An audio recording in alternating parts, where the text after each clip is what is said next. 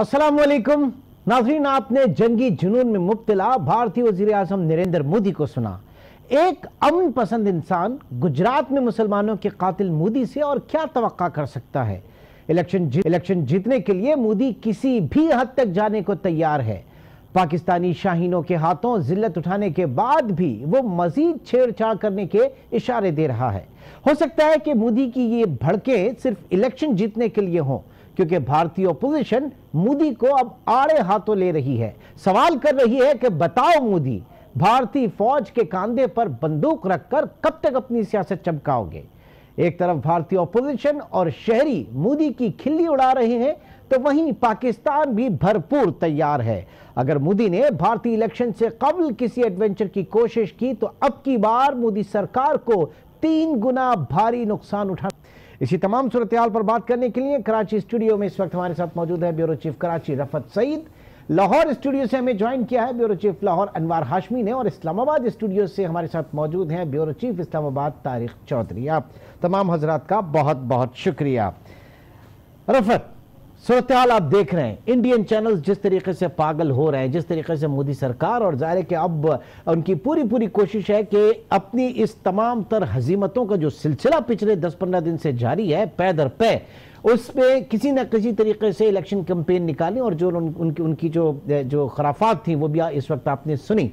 अब भारत के अंदर से आवाजें उठ रही हैं। उनकी जो कांग्रेस पार्टी है, जो अपोजिशन दल है, वो बाकायदा उन्होंने कुछ चार्टर पेश किया। उनका कहना है कि बीजेपी हुकूमत ने बालाकोट हमले की जो बात की, जिसमें 350 जो है मुजाहिदीन को मारने की बात की, उसका जो है उसका सबूत पेश करे बीजेपी हुकूमत। साथ ही साथ ये भी कहा कि पुलवामा हमला न सिर्फ हुकूमत की नाअहली की वजह से हुआ, बल्कि इसके जवाब में बालाकोट में दहशतगर्दों के जो कैंप पर इन्होंने 350 जो अफराद को मारा, उसकी वजह से भी बहुत सुबकी का सामना करना पड़ा है। और तीसरी चीज जो सबसे अहम हमने देखी ओवर द वीकेंड, ओआईसी में बुरी तरीके से जो शिकस्त हुई भारत को। पहले भारत कह रहा था कि जनाब वो 57 ममालिक के देश से पाकिस्तान को निकाल बाहर किया एक उस प्लेटफॉर्म से, लेकिन जाके जिस तरीके से सुषमा स्वराज जो उस ट्रैप में फंसी है ओआईसी के, क्या सूरत हाल है इस वक्त।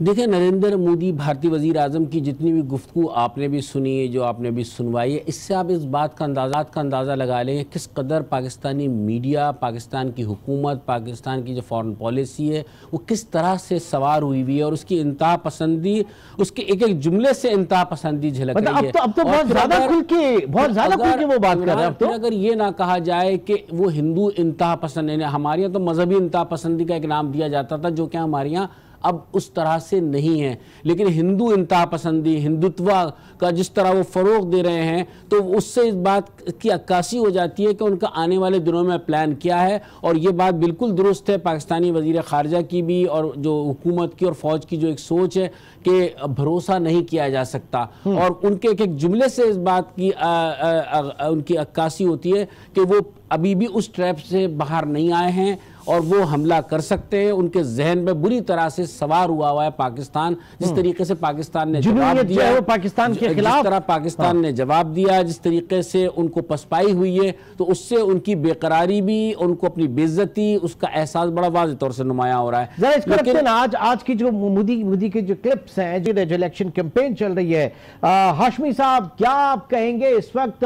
होना तो ये चाहिए था, कुछ अकल के नाखून लेते, कुछ होश के नाखून लेते, सूरत हाल को डिफ्यूज करने की कोशिश करते, डीएस्केलेट करने की कोशिश करते, लेकिन मोदी जो है इस खित्ते के लिए एक बहुत बड़ा खतरा बन चुका है। अब देखिए इमरान साहब, ये मोदी दुनिया का वाहिद वज़ीर आज़म है जो बाकायदा बेबुनियाद चीज़ों पे अपने मुल्क की तबाही लिख रहा है। दुनिया समझाने वाली है कि अपना मुल्क बचा लो, और ये मुल्क तबाही की तरफ ले जाना चाहता है, पहली बात। दूसरी बात यह है कि पुलवामा ड्रामा या मोदी का इलेक्शन स्टंट, बात उससे आगे निकल चुकी है, और आपकी हुकूमत, आपकी फ़ौज, आपके वज़ीर ख़ारजा उसको गाहे बगाहे बेनकाब करते जा रहे हैं। आप देखें, आप बात ये भी साबित हुई है इस मरले पे आके कि इसके पीछे आलमी साजिश इन्वॉल्व है। इसराइल की बात आपकी हुकूमत ने, आपकी फोर्सेस ने ज़राए से आपको इन्फॉर्म कर दिया है कि जिस दिन मिसाइल के हमले करना चाहते थे, वज़ीर ख़ारजा ने फरमाया कि 5 से ज़्यादा मकामात पर मिसाइल हमले होने जा रहे थे। हमारी इंफॉर्मेशन जो इंडिया से हमें ऑथेंटिक मिल गई थी, उसकी बुनियाद पे हमने पूरी दुनिया को जगा दिया था कि ये होने जा रहा है और इसके बदले में जो होगा वो संभाला नहीं जाएगा भारत से, जो हम करेंगे। तो उसके पीछे इसराइल ओपन हो गया है। फ्रांस ने पार्टनरशिप उसके साथ जो दिफाई असले की पार्टनरशिप है, उस चक्कर में हमारे खिलाफ बयानात दिए थे। और फ्रांस और इसराइल का सरप्रस्त कौन है वो भी आपको पता है। सरप्रस्त की दिलचस्पियां जो इस खित्ते में हैं वो चाइना के हवाले से, उसकी तिजारत के हवाले से है। इसराइल की दुश्मनी, इस्लाम दुश्मनी और एटमी ताकत, जो इस्लामिक एटमी ताकत है, उसके खिलाफ है। मैं आपको थोड़ी सी हिस्ट्री याद करा दूं, क्योंकि अब आपने आलमी साजिश का तोड़ निकालना है। यकीनन चीन भी अलर्ट है, रूस भी अलर्ट है और आपके दोस्त ममालिक भी अलर्ट हैं। ये कोई आम सी बात नहीं है। रिकॉर्ड पे है कि आपके न्यूक्लियर प्रोग्राम को 2 दहाई पहले इसराइल ने उसको टारगेट करने की कोशिश की थी। साजिश बर वक्त जो है पाकिस्तान ने बेनकाब कर दी थी। इसराइल के फौजी कश्मीर में चंद साल पहले पाए गए थे तरबियत देते हुए, वो साजिश बेनकाब हो गई थी। अब मिसाइल हमला राजस्थान से बावलपुर, इन इलाकों में पीछे जो है वो इसराइल साथ था, ये भी बेनकाब हो चुकी है। तो ये चीज़ फाइनल हुई कि ये इलेक्शन का जो ड्रामा है उसको हेल्प करने के लिए एक स्टंट के तौर पे मोदी को कहा गया कि आपको इलेक्शन में तो सपोर्ट मिलेगी, लेकिन हमें आलमी सतह पे फायदा होगा। तो ये अब टाउट या कटआउट भी निकला है मोदी। ये कोई आम बात नहीं है कि आप अपने मुल्क को, अपनी आवाम को, अपने इलेक्शन की खातिर पूरे मुल्क की अपनी सालमियत दाव पे लगा रहे, एक आलमी टाउट बन के उन पूरा खित्ता उसको जो है एक जो है सवालिया निशान है उसकी सलामती। चौधरी साहब फरमाइएगा, डर्टी गेम इस वक्त हम देख रहे हैं और इस डर्टी गेम में एक अनगाइडेड मिसाइल जो है वो मोदी जो है नजर आ रहा है। इलेक्शन तो साइड में, बिल्कुल यहां तो बात ही कुछ और है। आप दुरुस्त कह रहे हैं, ये बात कुछ और है और ये बात इस तरह से कुछ और है कि मोदी जो है वो तो 27 दिन के बाद भारत में इंतखाबी शेड्यूल का ऐलान हो जाएगा। अब मोदी जीतता है या मोदी हारता है, ये भारत का मसला है, भारत के लोगों का मसला है। इस वक्त तो वो आउटगोइंग प्रधानमंत्री है और दुनिया इसलिए उससे ज़्यादा बात भी नहीं कर रही। हो सकता है कल को कोई और प्राइम मिनिस्टर आए, हो इस वक्त जो अदारे जो होते हैं तो इरादे हैं वो पाकिस्तान पर मुस्तकिल दबाव रखने के हैं और उसके लिए वो लड़ना चाहते हैं। ये तो बीच में पुलवामा का वाक़या हो गया जिसकी वजह से उनको ये इस तरह की जारियत की, उन्होंने हिम्मत की और फिर मुंह की खाई। लेकिन बहरहाल वो पाकिस्तान के साथ एक लंबी और तवील जंग लड़ना चाहते हैं और ये जंग ऐसी जंग नहीं होती जिसका कोई मखसूस महाज होता है। किसी खास जगह पर टैंक खड़े होते हैं, किसी खास जगह पर जो है वो तोपें होती हैं या इन्फेंट्री मूव करती है। ये एक मुस्तकिल दबाव रखने वाली जंग है। भारत के 2-3 मकासद हैं, 2-3 उसके तरीक़ेकार हैं। एक तो ये है कि पुराना तरीका है कि मुल्क के अंदरून में पाकिस्तान में उसने दहशतगर्दी कराई है और आइंदा भी करा सकता है। हमारी एजेंसियां जो हैं वो ज़ाहिर है बाखबर हैं। दूसरा ये है कि वो पाकिस्तान को जो इक़्तिसादी महाज है उस पर पाकिस्तान पर दबाव रखना चाहता है। उसके लिए वो CPEC के ख़िलाफ़ भी साजिशें करता है और दीगर ममालिक जो सरमायाकारी लेके आ रहे हैं उनको भी मुख्तलिफ हीलों अभी हाल ही में FATF के ऊपर बड़ा प्रेशर डालने की कोशिश की कि पाकिस्तान को कॉर्नर किया जा रहा था कि मुख्तलिफ जो बैनुल-अक़वामी तंजीमें हैं, बैनुल-अक़वामी फोरम है, मैं पहले बस कर चुका हूँ, वहाँ पर भी वो असर और सूख इस्तेमाल करता है। फिर उसका एक और बड़ा उसका हरबा था कि पाकिस्तान ने अफगानिस्तान के बॉर्डर पर मगरब में तकरीबन 2 लाख ट्रूप्स लगाए हुए अपने। अब भारत नहीं चाहता कि अमेरिका वहाँ से निकले या वहाँ अमन अमान कायम हो चुके। अगर अमन अमान कायम हो जाए और हमारी फेंसिंग मुकम्मल हो जाए तो फिर हमने जो 2 लाख ट्रूप्स मगरब में लगाए हुए हैं वो उनको हम अपने ईस्टर्न बॉर्डर पे ला सकते हैं, जिसकी वजह से फ़ौज को कुछ रिलैक्स जो है वो हो सकती है। चूँकि ज़ाहिर है हमारी फ़ौज जो है अंदरूनी मुल्क दहशतगर्दी के खिलाफ जंग भी लड़ रही है। तो ये एक पूरा एक स्पेक्ट्रम है जिसके साथ वो चल रहा है। हम जैसे बेखबरों को तो इन बातों का नहीं पता, लेकिन हमारे फैसला साजों को पता है कि भारत किस किस्म की जंग लड़ना चाहता है। अब उसमें मोदी जो है उसका एक किरदार है, एक वक्ती तौर पर किरदार है। अगर वो सर्वाइव कर गया तो फिर ज़ाहिर है वो कंटिन्यू करेगा। अगर वो ना हुआ, कल को कोई और होगा तो किसी न किसी बहाने, किसी न किसी शक्ल में आने वाली हुकूमत भी पाकिस्तान के साथ ऐसे करेगी। हमारा काम ये है, जिस तरह से हमने फौरी तौर पर जवाब दिया है। देखिए, एक तो ये बात ध्यान रखिए कि गुज़श्ता 2-4 दिनों में सिर्फ ये 1-2 वाक़यात नहीं हुए। आज भी कल भी आप उनके एयर चीफ का बयान पढ़ें। उनके एयर चीफ ने कहा है कि हमने ये एक सिर्फ आगाज़ है। मोदी जी ने कहा है एक पायलट प्रोजेक्ट है। तो हमें हमें मोहतात रहना होगा, हमें खबरदार रहना होगा और मुसलसल अलर्ट की कैफियत में यकीनन जो आवाजें इस वक्त आ रही हैं, जो आवाजें इस वक्त आ रही हैं और भारत के अंदर से भी जो आवाजें इस वक्त आ रही हैं, हम जरा वो भी सुनना चाहेंगे कि किस किस्म की आवाजें अब भारतीय सियासी कल्चर जो है वहां से आ रही है, ताकि हम उसके बाद जो है अपनी डिबेट को उसी के हिसाब से आगे लेके चलें। जरा देखते हैं कि भारत से अब किस तरह की आवाजें उठ रही हैं। ये है वो लावा जो इस वक्त भारतीय आवाम, जिनका कहना है कि तुमसे नहीं चल सकता देश, नीचे उतरो, माफी मांगो आकर, वरना 350 अफराद जिनको मारने का दावा किया उनकी तस्वीरें दो, वरना F-16 जिसको मार गिराने का दावा किया है उसकी तस्वीर दो। इस वक्त भारतीय आवाम में भी शऊर आता जा रहा है। रफत, ये शऊर, ये लावा जो है अब जो हम देख रहे हैं भारतीय आवाम में, मोदी इसको कुछ ये इसके गले पड़ जाएंगी चीजें सारी। देखिए, ये वाक़यात तो मुसलसल तसलसल के साथ हो रहे हैं। आप अगर सोशल मीडिया पे देखें तो आपने एक वीडियो और भी देखी होगी जो प्रोफेसर के साथ जो सलूक किया गया, जिसने वज़ीर आज़म इमरान खान की तारीफ़ कर दी थी। तो अंदेशा ये कि इस किस्म के लोग जिस तरह अंदर से एक लावा फट रहा है नौजवानों में वहाँ पर, और लोग इस तरह की बातें कर रहे हैं, इनके साथ अच्छा सलूक नहीं होगा। और फिर नरेंद्र मोदी के ख्यालात आपके सामने, और वहाँ से हिज़्ब इख्तिलाफ के लोगों की ये बातें भी सामने आ रही हैं कि मुकदमात कायम हो रहे हैं, गिरफ्तार किया जा रहा है, उन्हें जो हिंदुत्वा के लोग हैं वो हिरासा करते हैं, पहुंच जाते हैं उस जगह पर उसको तलाश करते हुए।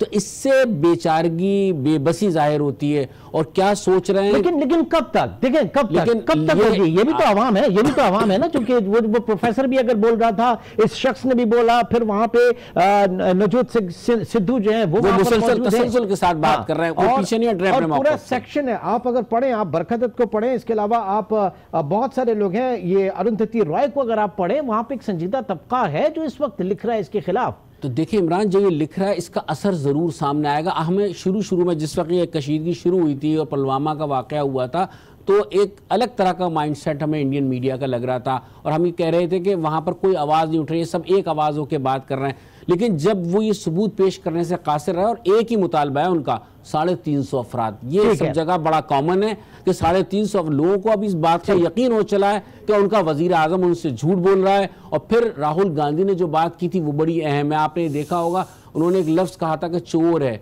वो अपने वजीर आजम को अब चोर कह रहे हैं। मैं एक बात इसमें एक इजाफा करता चलूँ आपको कि आने वाले दिनों में ऐसा नहीं कि हिंदुस्तान महफूज रहेगा।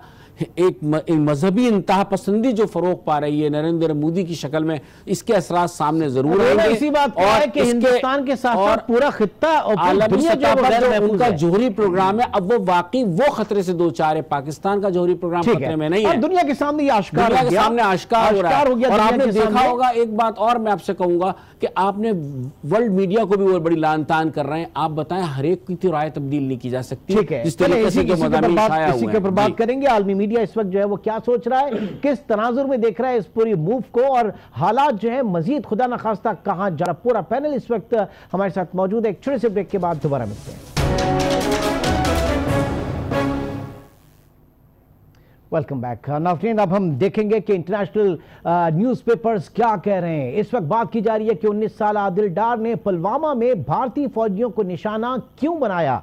न्यूयॉर्क टाइम्स की तहकीकाती रिपोर्ट ने भारतीय फौजियों की इंसानियत सोज और घिनौनी करतूतों का पोल खोल दिया। अमेरिकी अखबार न्यूयॉर्क टाइम्स लिखता है कि पुलवामा में भारतीय फौज पर हमले से पहले 19 साला आदिल डार मुसलसल भारतीय फौज के जुल्म का शिकार रहे। भारतीय फौजियों ने कभी आदिल से सड़क पर नाक रगड़वाई, कभी आदिल भारतीय फायरिंग का निशाना बने, कभी उनके घर पर आग लगा दी गई, और फिर आदिल ने अपने ऊपर होने वाले जुल्म का हिसाब ले लिया। अमेरिकी अखबार न्यूयॉर्क टाइम्स में लिखा गया मजमून बैनुल-अक़वामी ताकतों, इंसानी हुकूक की तंजीमों और भारतीय मुआशरे के लिए चश्मकुशा है कि कश्मीरियों पर जुल्म की वो इंतहा की जा रही है कि वहां का नौजवान अब अपनी जान करने पर फख्र महसूस कर रहा है। जहां जहां जुल्म होगा वहां वहां सच अपना रास्ता खुद बनाएगा। इस वक्त हमारा पूरा पैनल मौजूद है। अनवर हाशमी साहब, यह कहा जा रहा है कि मोदी के इस एडवेंचर ने कश्मीर को इंटरनेशनल डिस्प्यूट बना दिया, एक आलमी मसला बना दिया, क्योंकि इससे पहले भारत में जब कभी बात होती थी कश्मीर पे, तनाज़े कश्मीर के हवाले से पाकिस्तान बात करता था, तो भारत का मौक़िफ़ होता था कि ये इंडो पाक का इंटरनल इशू है, हमारा आपसी मामला है, बाहमी तनाज़ा है, इसे हम खुद हल कर लेंगे और हमें किसी सालिसी की जरूरत नहीं। लेकिन अब being nuclear state both Indian and Pakistan और बिल्कुल जंग के कगार पे, ऐसे में पूरी दुनिया जो है बीच में आ गई। यही वजह है कि अब चाहे वो न्यूयॉर्क टाइम्स हो, चाहे रॉयटर्स हो, चाहे और इंटरनेशनल जरीदे हो, वो इस वक्त लिख रहे हैं कि सूरत हाल इंतहाई तशवीशनाक है। क्या कहेंगे अनवर हाशमी?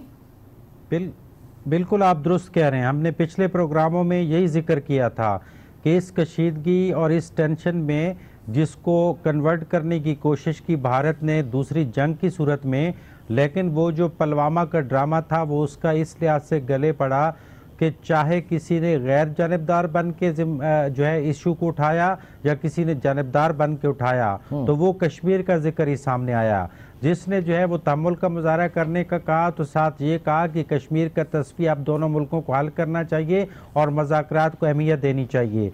ये सारी चीज़ें अपनी जगह हैं। जो आप कह रहे हैं 100% कश्मीर का इशू सामने आया है, हमने एक टेंशन तो बर्दाश्त की है। तो सबसे बड़ी खबर ये है कि भारतीय अखबारात और अमरीकी अखबारात ने कांग्रेस के रहनुमाओं के उन बयानात को हाईलाइट किया है जिसमें उन्होंने भारत की तवज्जो दी है कि आप सुषमा स्वराज के OIC के जाने पे खुशी मत मनाएं।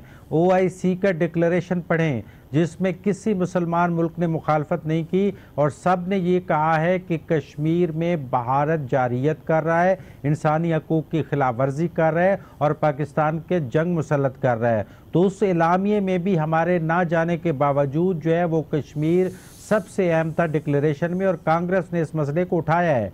अमरीकी अखबारात ने कश्मीर का मसला उठाते हुए लिखा है आज 2 बड़े अखबारों ने कि भारत की दिफाई और पाकिस्तान की दिफाई जो सलाहियत है उसका कंपेयर किया है। वो भी बड़ा हौसला अफजा है। उन्होंने कहा है कि भारत का मोदी बहुत गलतफहमी में है। उसका मैक्सिमम मसला जो है वो 68 साल पुराना है जिसको रिप्लेस नहीं किया गया। दूसरा वो उन तैयारों पे जो है डिपेंड करता है जो पाकिस्तान के खिलाफ फाइट नहीं कर सकते, उनके रेडार में फ़ौरन आ जाते हैं। एक पूरी तफसील है। उसने ये भी लिखा है अमरीकी अखबारात ने कि कितने दिनों का असला भारत के पास है और उससे ज़्यादा पाकिस्तान के पास है। तो इस हवाले से एक आखिरी बात उन्होंने लिखी है कि भारत अगर इस छोटे खिस्ते को तबाह करेगा तो पाकिस्तान में 5 पाकिस्तानों के बराबर भारत में तबाही होगी। तो ये देखें कश्मीर का इशू हाईलाइट हो रहा है। आपकी दिफाई कुव्वत को वो ममालिक जो आपको लाइक नहीं करते वो हकीकत पसंदी का मुजाहरा करके जो है वो आपकी तरफ आ रहे हैं। तो जब आखिरी बात जब ये तय हो गया कि पाकिस्तान ने अपना दिफा भी शो कर दिया तो अब चंद ममालिक ने भारत से मिलकर दोबारा एक पुरानी टेप चलानी शुरू कर दी है जो बहुत ही छोटे लेवल की है कि कलअदम तंजीमों की तवज्जो जो है वो मबजूल कराई जा रही है जो बहुत पुरानी हो गई है बात। तो इससे आप अंदाज़ा लगा लें कि जो भारत और उसको कुछ सपोर्ट करने वाले मुल्क हैं जब वो 2 दहाइयों पुरानी कलअदम तंजीमों पे इशू पे आएंगे तो आपको फ़ख्र करना चाहिए कि आपने बड़े इशू को जो है वो काबू कर लिया है और आपने अपनी बड़ा इशू जो है वो हाईलाइट हो गया। तारिक चौधरी साहब, इंटरनेशनल रडार के ऊपर जो है वो ये फ्लैश पॉइंट आ गया। साथ ही साथ जो इंटरनल स्ट्रक्चर प्रेशर है कांग्रेस की तरफ से, हिज़्ब इख्तिलाफ के दल की तरफ से वहां पे, फिर उसके साथ साथ आप बैरूनी देखें और जो अखबारात लिख रहे हैं, ऐसे में कोई भी इंसर्जेंसी या ऐसे में कोई भी मिस एडवेंचर जो कि हम डर्टी गेम के हवाले से बात कर रहे थे, खुद भारत का कितना बड़ा नुकसान है, किस कीमत के ऊपर मोदी ये सब करने जा रहा है? देखिए इस वक्त भारत पर जो सबसे बड़ा प्रेशर है वो कांग्रेस का नहीं है, ना किसी और का, ना मीडिया पर है, ना मीडिया का है। वो प्रेशर जो है वो कश्मीरी नौजवानों का है। इस वक्त जो तहरीक आज़ादी है, जदोजहद कश्मीर है, उसकी क़यादत जो है वो APHC की सीनियर क़यादत नहीं कर रही। वो कर तो रहे हैं बेचारे, लेकिन इस वक्त ये तहरीक जो है वो नौजवानों के हाथ में। आपने अपने इंट्रो में भी कहा था इसको जानने की ज़रूरत है कि नौजवान इस तहरीक में शामिल क्यों है। और ये भी बात दुनिया को पता है कि इस वक्त पाकिस्तान की जानिब से किसी किस्म की कोई मुदाखलत जिसको भारत दारंदाजी कहता है वो नहीं है। पाकिस्तान उनकी अखलाकी और सियासी मदद जरूर करता है। उनकी इंडिजिनस ये वो नौजवान है जिनको आप अर्ज सुन लिए ना पूरी इंडिजिनस है। मैं भी कहने लगा था आप काटते हैं तो फिर बात खत्म, वो तसलसल नहीं रहता। अर्ज ये है कि भारत ने कुछ अर्सा पहले भारतीय हुकूमत ने कश्मीरी नौजवानों के लिए वज़ाइफ का ऐलान किया और ये चाहा कि उनको वजीफे दिए हैं ताकि वो भारत के अंदरून में जाके मुख्तलिफ यूनिवर्सिटी में पढ़ें और यूनिवर्सिटी में पढ़ के वो जो है तहरीक आज़ादी कश्मीर से पीछे हट जाएं। लेकिन उसका उल्टा असर हुआ है। इस वक्त जो तहरीक में नौजवान शामिल हैं 80% नौजवान हैं जो कि मास्टर हैं, जो एमफिल हैं, जो पीएचडी हैं और भारत के वजीफे पर भारत की यूनिवर्सिटी से पढ़ के आए हैं, लेकिन उनके साथ बदसलूकी ऐसी हुई है, उनकी माँ बाप के साथ, उनकी बहनों के साथ, उनके ख़ानदानों के साथ, उनकी सरजमीन के साथ, उनके नज़रिए के साथ। ये वो वजह है जिसकी वजह से आज नौजवान जो है, जो कि सोशल मीडिया का इस्तेमाल जानता है, जो कि दुनिया से उनकी टर्म्स एंड उनकी ईडीएम और फ्रेजेस में बात करता है, इसलिए तहरीक आज़ादी कश्मीर जो है दुनिया भर में हाईलाइट हुई है। इसलिए तहरीक आज़ादी कश्मीर के जो असरात हैं वो भारत की सिविल सोसाइटी में आ रहे हैं, और इसलिए भारत में जो अपोजिशन जमात और मीडिया जो है वो कहने पर मजबूर है कि जो भारत है वो गलत जगह पे खेल रहा है। जहाँ तक ताल्लुक है कश्मीरी दुनिया भर के मीडिया का, देखिए दुनिया भर का मीडिया गुज़श्ता चंद दिनों से बगैर हमारी कोशिश के, बगैर हमारे सफारतकारों की कोशिश के, बगैर हमारी लॉबिंग के ऐसी ऐसी चीज़ें बेनकाब कर रहा है। मसलन ये कहना कि भारतीय मीडिया दुनिया का सबसे ज़्यादा झूठा मीडिया है, ये बात दुनिया भर में रिकॉग्नाइज हो चुकी है, तस्लीम हो चुकी है। भारत जो है, भारतीय लीडरशिप किस तरह खित्ते में आग लगा रही है, ये बात मुसलमान हकीकत बनकर सामने आ चुकी है। तो इस वक्त जो बहुत से काम पाकिस्तान को करने थे, जो मुझे और आपको करने थे, जो हम अपने अपने बिसात भर कर रहे हैं, वो काम बैनुल अक़वामी मीडिया कर रहा है, इसलिए कि सच जो है, अब ये मुझे नहीं पता कितना अर्सा सच ये जो है जारी रहेगा, इसलिए कि वक्त के साथ साथ मीडिया की तरजीहात बदल जाती हैं। यहाँ काम हमारा शुरू होगा कि हमारे सफारतकार, हमारी सियासतदान, हमारी जो फैसला साज हैं, वो किस तरह से मामलों को लेकर चलते हैं। लेकिन इस वक्त जो है, मैं पहले भी कहा था और आज फिर कहता हूं कि जिस तरह हमने उस दिन आपने बात की थी, मैंने अर्ज किया था कि पाकिस्तान ने ओआईसी से बाइकाट नहीं किया, हमारे वज़ीर ख़ारिजा नहीं गए, इसलिए कि हमने कहा था कि अगर सुषमा स्वराज आएंगी तो हम नहीं जाएंगे, लेकिन हमारे सफारतकार मौजूद थे, तमाम सेशन में मौजूद थे और हमारी करारदादें मौजूद थी, और उनका नतीजा ये निकला कि आज हम सुरखरू होकर बैठे हैं कि हमारी करारदादें न सिर्फ मंजूर हुई बल्कि ऐसी करारदाद पास हुई जिसने भारत का चेहरा बेनकाब कर दिया। तो अब हमें सफारती महाज पर लड़ने की जरूरत है। जो दफाई महाज है उस पर हमारी फौज लड़ रही है, कौम लड़ रही है, लेकिन असल काम जो है वो सफारती मारीन का है, डिप्लोमेटिक ऑफेंसिव का है कि हम कितने आपकी बात को आगे लेके चलता हूं। रफत, कितनी बड़ी पाकिस्तान की सिफारती कामयाबी, ओवर द वीकेंड जो है बड़ी बात की जा रही थी, और कि इस वक्त जो है वो पाकिस्तान के एतराज करने के बावजूद भी यूएई ने जो है उनको मेहमान खुसूसी के तौर पर मदऊ किया, एक ऑब्जर्वर के तौर पर सुषमा स्वराज को मदऊ किया, लेकिन उल्टा पड़ गया। ये इस वक्त किस्मत ही खराब है, किस्मत ही इस वक्त खराब कहेंगे या क्या कहेंगे भारत की, जो वो कर रहा है वो उसके गले आके पड़ रहा है। आप किस्मत ख़राब कह लें या हालात साजगार नहीं हैं या तमाम चीज़ें उल्टी हो गई, सब तदबीरें, सोचा कुछ था हो कुछ गया, मैं इस पर भी बात करूँगा। लेकिन एक बात मैं इसमें साथ कहूँगा जो तारीख़ में जिक्र कर रहे थे और अनवार हाशमी ने भी किया, मैं कहूँगा कि सबसे ज़्यादा आसानी पाकिस्तान को सिर्फ इस वजह से हो रही है, जो मवाजना आलमी अखबारात में शाया हुआ है पाकिस्तानी फ़ौज का और उनका, कि पाकिस्तान की फ़ौज 10 साल से हालत जंग में है। मुश्किल तरीन जंग जो दहशत गर्दी के खिलाफ पाकिस्तानी फ़ौज ने कामयाबी हासिल की है, ट्राइबल एरिया में जो कुछ हुआ, जिस तरीके से दहशत गर्दों का सफाया किया है, वो एक मुश्किल काम था, आसान काम नहीं था।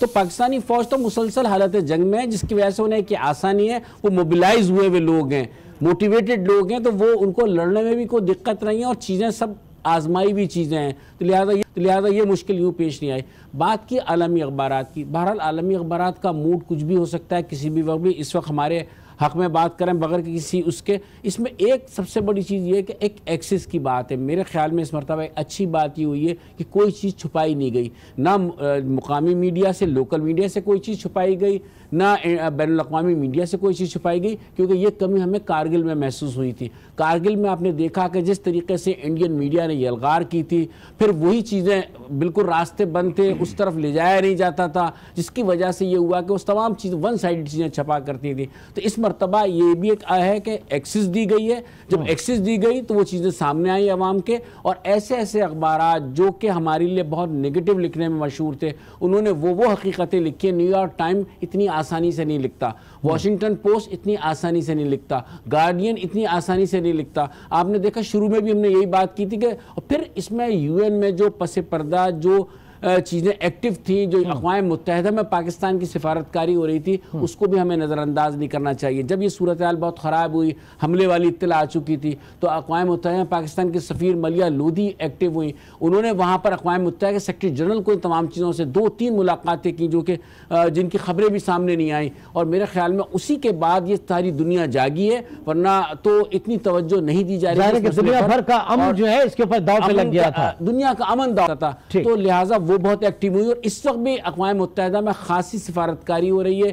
फिर पाकिस्तान में ये मैं ज़रूर कहूँगा कि पाकिस्तान के वज़ीर ख़ारजा ने भी एक्टिव रोल प्ले किया, क्योंकि माजी में हमारे पास वज़ीर ख़ारजा नहीं था तो हमें बहुत मुश्किलात पेश आ रही थी। तो ये भी एक सहूलत थी। कंटिन्यू रखेंगे पूरा। ज़ाहिर है कि इस वक्त जो एडवेंचरिज्म, मिस एडवेंचरिज्म जो है वो मोदी करना चाह रहे हैं, at what cost? At the cost of stability of the region. खुद इंडिया के लोग 130 करोड़ और पाकिस्तान के लोग। ये एक बहुत लम्हा फिक्रिया है। एक छोटे से ब्रेक के बाद दोबारा मिलते हैं।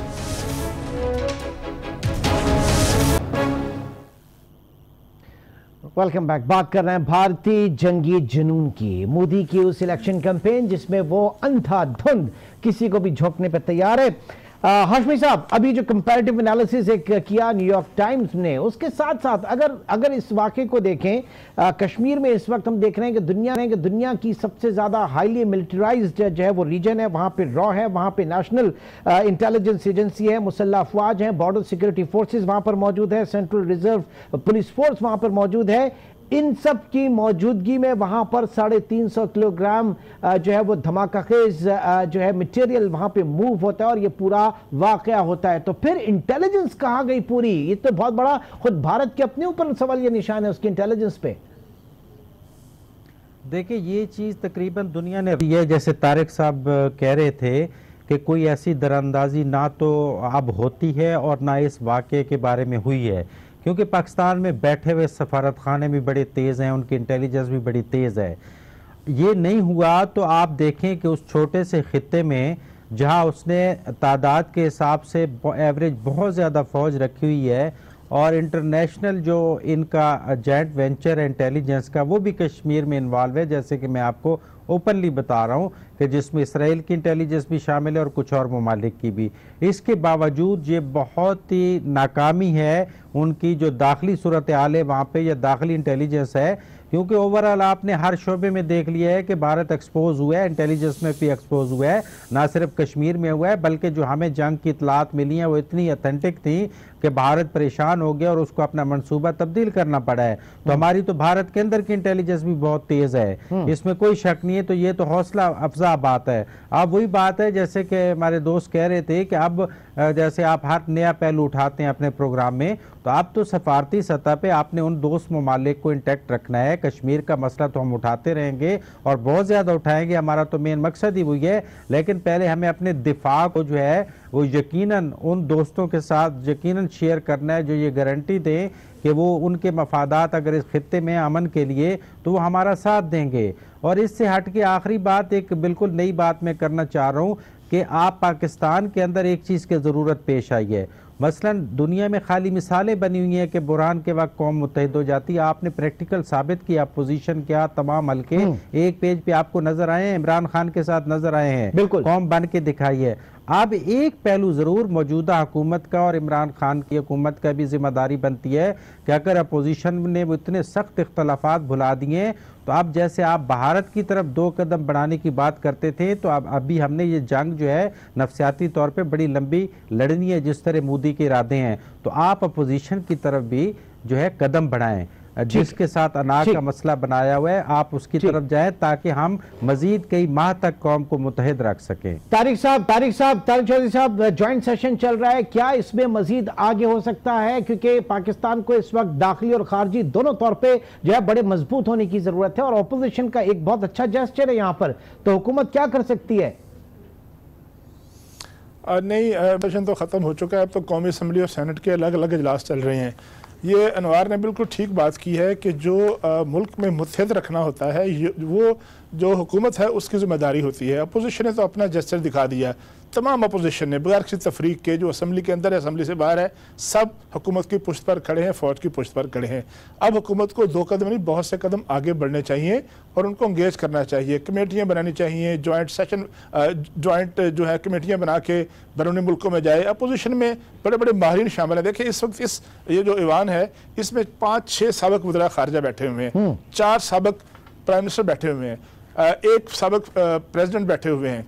उन सब को उन सब के बनाकर एक उनका फॉर्मेशन बनाकर वो बाहर जाएंगे, वो जाके बात करें लोगों से, हर एक का कहीं ना कहीं क्लाउड होता है और कहीं ना कहीं उनकी बात सुनी जाती है।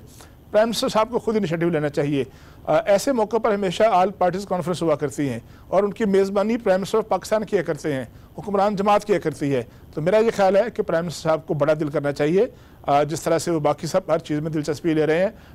ये जो दिफाई मामला हैं उनके साथ साथ रोज़मर्रा के मामला देख रहे हैं, उनको इस इतिहाद से फ़ायदा उठाना चाहिए ताकि ये इतिहाद चंद रोज़ा ना हो। जो जितनी पार्लियामानी जमातें हैं उनके सरबराहों को अपने घर पे बुलाएं, पार्लियामेंट प्राइम मिनिस्टर हाउस में बुलाएं, PM ऑफिस में बुलाएं, बनी गाला बुला लें, बनी गाला बैठ के बात करें। ये काम सदर मुमलकत भी कर सकते हैं, सदर मुमलकत का जो फोरम है वहाँ भी किया जा सकता है। इस वक्त कौम को इत्तेहाद की जरूरत है, क्योंकि पाकिस्तान पे मैंने पहले अर्ज किया कि उन्होंने किसी एक जगह से वार नहीं करना। रफत साहब, इस वक्त ज़ाहिर है कि ज्वाइंट सेशन में बड़ी अच्छा हमने देखा। अब क्या समझते हैं कि नीड ऑफ द आवर क्या है? जो तारिक हाशमी, तारिक चौधरी साहब बात कर रहे हैं, आप उससे मुत्तफिक है? बिल्कुल, मैं बिल्कुल मुत्तफिक हूँ दोनों की इस बात से, क्योंकि इंडिया में जिस तरह मुंतशिर हुआ है, जिस तरह अपोजिशन नरेंद्र मोदी के पीछे लगी हुई है, जिस तरह के बयानात आ रहे हैं, उसमें पाकिस्तान की तरफ अगर देखें तो सबने साथ दिया है और आज आसिफ अली जरदारी ने उसका दबे दबे लफ्ज़ों में उस पर इजहार भी किया है। तो वाकई अगर इमरान खान अपने मिजाज की वजह से और फिर वो जो माजी में जो कुछ कह चुके हैं मियाँ नवाज शरीफ के लिए या दीगर सियासी रहनुमाओं के लिए, तो सदर आरिफ अलवी को आगे कर सकते हैं। उनका एक जेस्चर ऐसा है कि वो काबिल कबूल है, लोग उनसे बात भी कर सकते हैं, उनका एक अलग तरह का प्रोफाइल है। तो इस चीज़ के लिए बिल्कुल यकजा होना चाहिए, क्योंकि वो बात दुरुस्त है बिल्कुल कि लंबी लड़ाई लड़नी है हमें, और हमें बैनुल अक़वामी महाज पर भी लंबी लड़ाई लड़नी है और अपने घर के अंदर भी। और घर के अंदर अगर यकजा नजर आएंगे तो बहुत अच्छा साइन जाएगा और नरेंद्र मोदी को और थोड़ी सी जिसे कह सकते हैं तकलीफ, और ये हमेशा के लिए एक ब्लेसिंग इन डिस्गाइज होगा पाकिस्तान के लिए कि पाकिस्तान अपने आप को जो है वो बिल्कुल प्रॉपर कर ले। बहुत बहुत शुक्रिया। जो वहां इस्तेमाल किया जाता है तो अमूमन आपने देखा वहां के चले, बहुत बहुत शुक्रिया रफत सईद, अनवार हाशमी और तारिक चौधरी साहब। आप तीनों प्रोग्राम में इंशाल्लाह आपसे कल मुलाकात होगी। अपना बहुत ख्याल रखिएगा। अल्लाह हाफ़िज़।